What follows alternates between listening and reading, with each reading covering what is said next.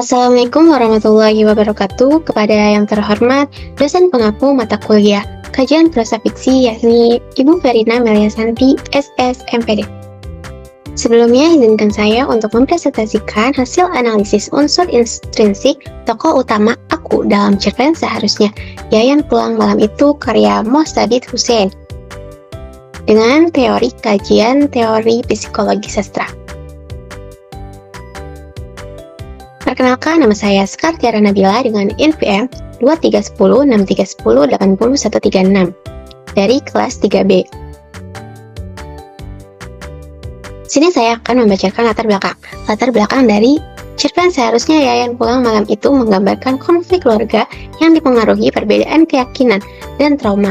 Narator berjuang memahami hubungan rumit antara ayah yang keras kepala dan adik laki-lakinya Yayan yang meninggalkan rumah tanpa penjelasan. Cerpen ini menampilkan dinamika psikologis yang kompleks pada tokoh-tokohnya.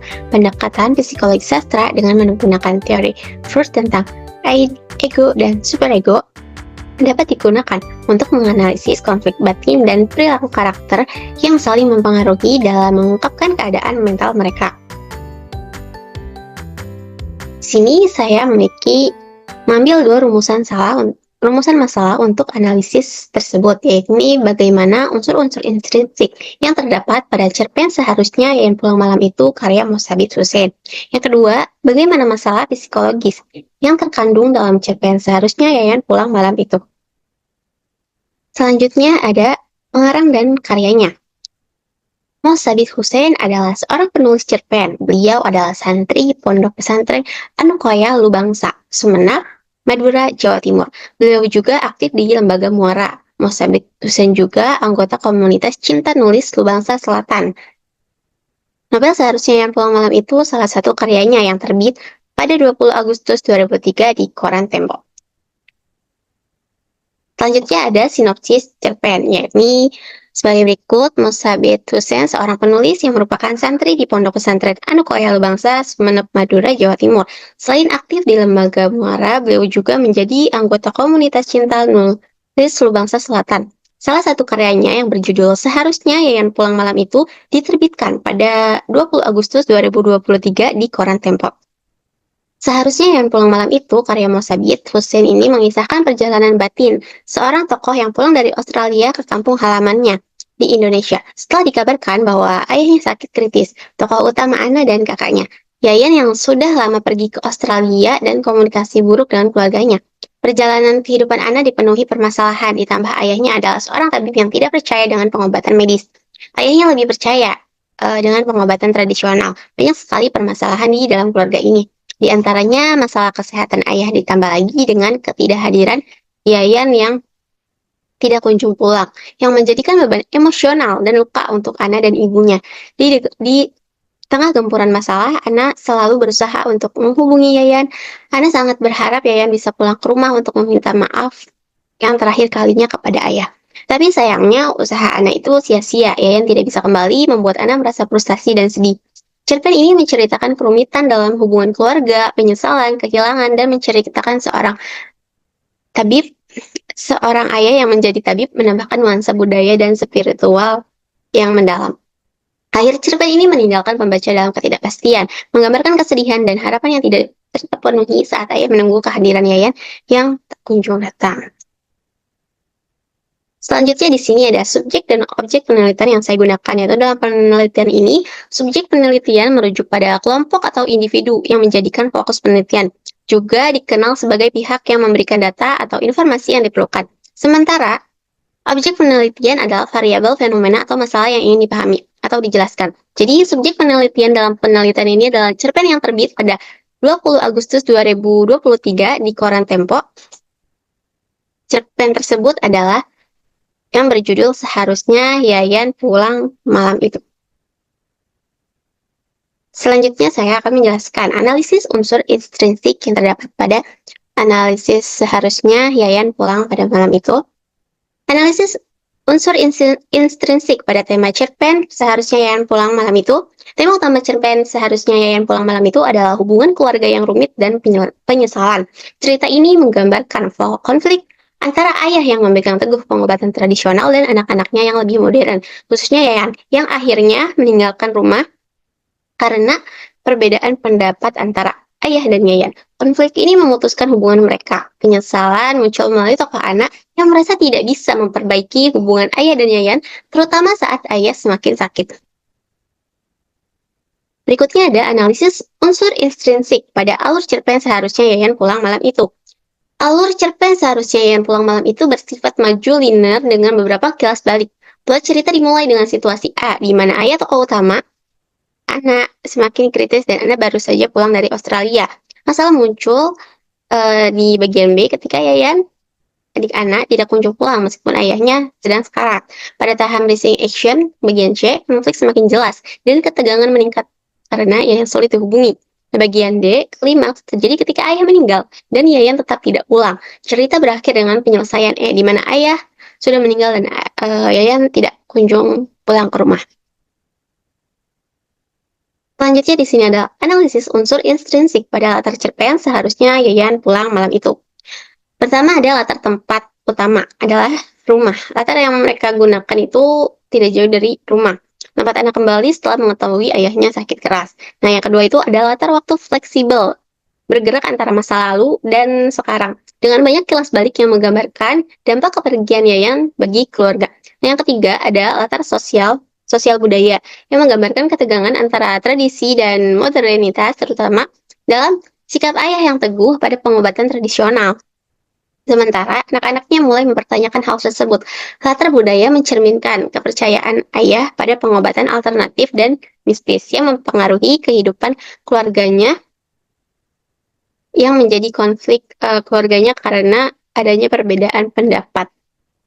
Analisis unsur intrinsik pada tokoh penokohan cerpen seharusnya Yayan pulang malam itu. Dalam cerpen seharusnya Yayan pulang malam itu, tokoh Ana adalah tokoh utama yang menjadi fokus cerita. Ana kembali ke rumah setelah mendengar kabar bahwa ayahnya sakit keras. Namun, ia juga harus menghadapi konflik batin yang mendalam akibat hubungan keluarganya yang sangat rumit, terutama dengan ayah dan adiknya. Ana merasa terjebak antara perasaan kasih sayang dan amarah, serta kesulitan untuk memperbaiki hubungan yang sudah retak. Sementara itu, tokoh tambahan dalam cerita ini adalah ibu, yang memiliki sifat sabar dan penuh kasih sayang. Ibu selalu berharap agar keluarga mereka kembali utuh meskipun banyak ketegangan yang terjadi, terutama terkait dengan perbedaan pandangan antara ayah dan anak-anaknya. Kemudian tokoh ayah yang keras kepala dan sangat memegang teguh tradisi, terutama dalam hal pengobatan, menjadi sumber konflik dengan Yayan. Selanjutnya, tokoh Yayan, yang merasa kecewa dengan pandangan ayahnya tentang pengobatan, memilih untuk meninggalkan rumah tanpa memberi penjelasan kepada keluarganya. Kepergian Yayan menambah kesedihan dalam keluarga, terutama bagi ibu yang sangat mengharapkan kedatangan anaknya untuk sempat bermaafan dengan ayahnya yang sedang sekarat. Berikutnya analisis unsur intrinsik pada gaya bahasa cerpen seharusnya Yayan pulang malam itu. Dalam cerpen seharusnya Yayan pulang malam itu, penulis menggunakan gaya bahasa yang sederhana dan langsung, dengan narasi orang pertama yang membuat pembaca bisa merasakan emosi yang mendalam dalam setiap kejadian. Selain itu, penulis juga memakai beberapa majas untuk memperkuat nuansa cerita. Salah satunya adalah majas metafora yang digunakan untuk menggambarkan kondisi ayah yang sakit keras, seperti dalam gambaran perut yang bengkak yang mengindikasikan keparahan tanpa perlu dijelaskan secara eksplisit. Selain itu ada juga majas anekdot yang memberikan latar belakang psikologis mendalam tentang tokoh anak, seperti ketika ia menggambarkan trauma masa kecilnya mempengaruhi cara berinteraksi anak dengan orang lain. Selanjutnya analisis unsur intrinsik pada amanat cerpen seharusnya Yayan pulang malam itu. Pesan yang dapat diambil dalam cerpen seharusnya yang pulang malam itu mengajarkan kita untuk memberi ruang maaf, untuk memperbaiki hubungan yang telah lama hancur dan berantakan, dan mengingatkan kita untuk memperbaiki hubungan dengan orang yang kita sayang sebelum terlambat. Kita tidak pernah tahu kapan waktu akan memisahkan kita dengan orang yang kita sayang. Oleh karena itu, belajarlah untuk saling memaafkan semua yang terjadi dan memberi kesempatan orang lain untuk mengungkapkan penyesalan. Memaafkan adalah cara terbaik untuk mendamaikan hati dan menjaga keutuhan keluarga. Selanjutnya ada analisis dan pembahasan masalah psikologis pada cerpen seharusnya Yayan pulang malam itu, karya Mostadits.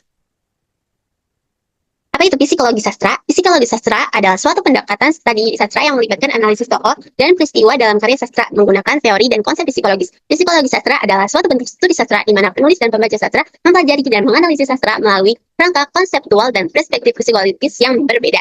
Ini dinyatakan oleh Bierny 2011.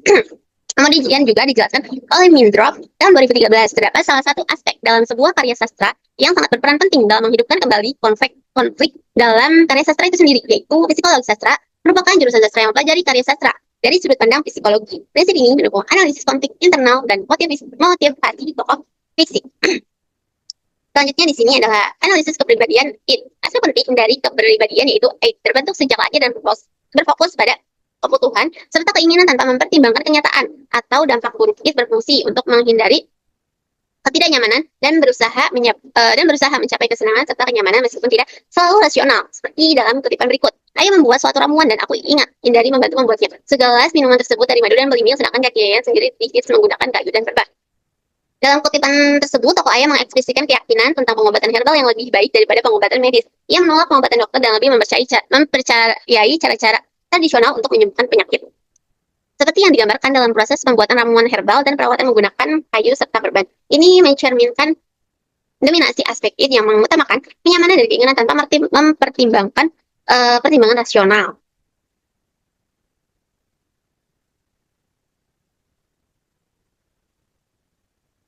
Selanjutnya, analisis kepribadian ego. Ego sebagai pemroses id bertanggung jawab atas penyajian naluri yang penguasaan hasrat id memperoleh upaya dapat diterima secara sosial. Freud 2026 berpendapat bahwa ego berperan penting dalam pengambilan keputusan dalam setiap aktivitas kepribadian yang juga dipengaruhi oleh dunia luar berdasarkan prinsip realitas yang ada. Ego dapat mengambil keputusan dengan 3 karakteristik berbeda, yaitu sadar, tidak sadar, dan terkadang tidak sadar. Seperti dalam kutipan berikut.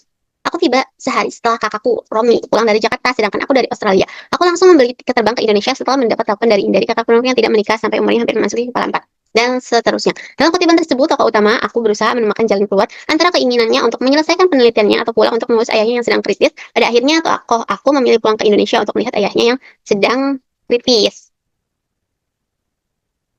Selanjutnya ada analisis kepribadian superego.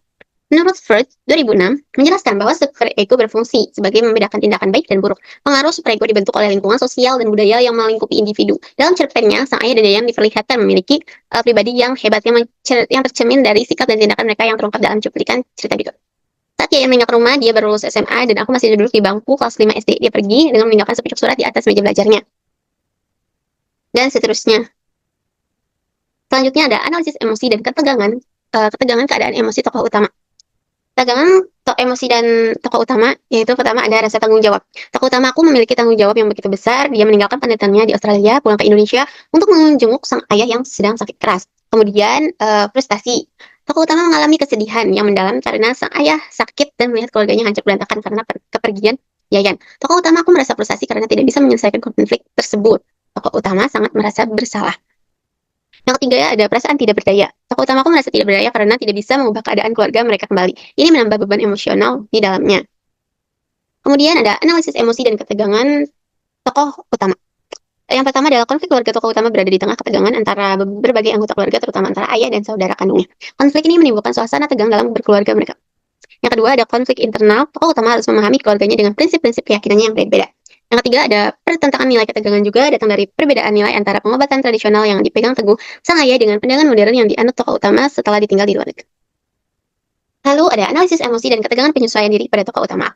Ada emosi dan ketegangan tokoh utama dalam cerpen ini tercermin dalam beradaptasi dengan dinamika keluarga yang kompleks. Tokoh utama berusaha menemukan keseimbangan antara kebutuhan emosionalnya, seperti rasa ingin meredakan ketegangan antara anggota keluarga dengan tanggung jawab praktisnya. Dalam menjaga hubungan dan harmoni keluarga, ketegangan tersebut juga dipengaruhi oleh pertentangan nilai antara tradisi yang dipegang teguh oleh ayahnya terkait pengobatan alternatif dan pendekatan modern yang diadopsinya setelah tinggal di luar negeri. Tokoh utama berada di tengah-tengah dilema antara menghormati tradisi keluarga dan mempertimbangkan metode pengobatan yang lebih diterima secara medis.